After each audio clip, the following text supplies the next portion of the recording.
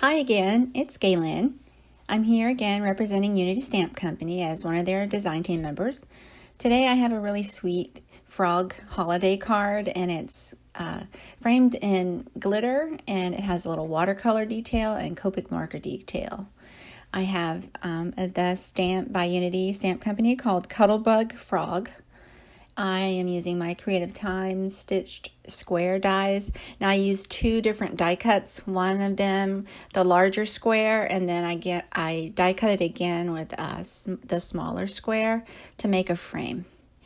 And I'm using just the outer frame part for this card.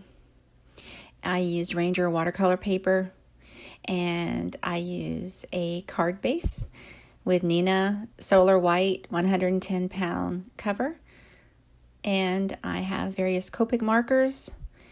I'm using Sakura Koi watercolor with a brush and a little jar of water. I'm using the Altenew watercolor palette that they have, the smaller one. Now to start, I just add water dabs to the top and bottom of this watercolor paper panel. And then I add touches of the light green, more of a lime green, to that area that has water on it. And I'm trying not to make it too solid. I also splatter a little bit of that same color. Now I come in with more of a teal green color and just dab little bits of that and blend it carefully and gently blending in the two colors together and letting them move wherever they meet. I like to dab any of the watercolor puddles with a paper towel or baby wipe, just so that it's easier and quicker to do the heat setting.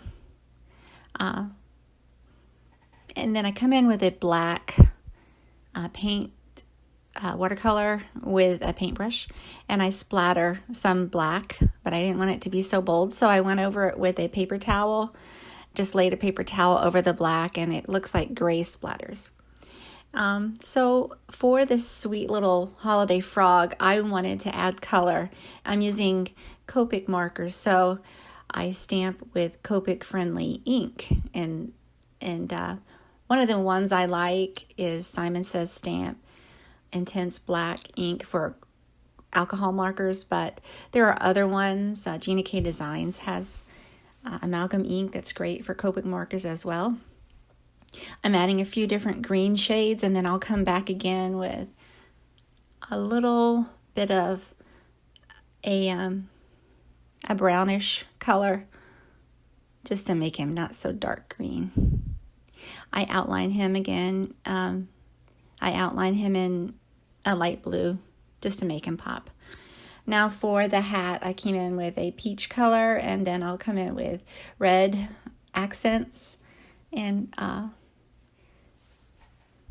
around the red I add the zero marker after I get finished with the red, and it helps to blend the red to make it lighter in some areas. It looks like highlights. It's actually a bleaching effect. I like to use it sometimes in different areas that I want to highlight.